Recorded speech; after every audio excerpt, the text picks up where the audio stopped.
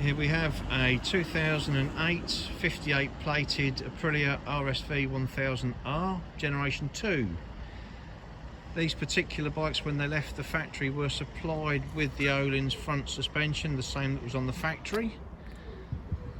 And there you can see, with this bike also has R&G spindle protectors, R&G crash protectors, R&G bar end weights, ASV stubby levers, and a nice dark tinted double bubble screen. And the most important thing with these particular bikes is the addition of the Akrapovic titanium cans. Clean, tidy bike. This one is showing just over 13,600 miles, and the ice white, which is very, very sought after.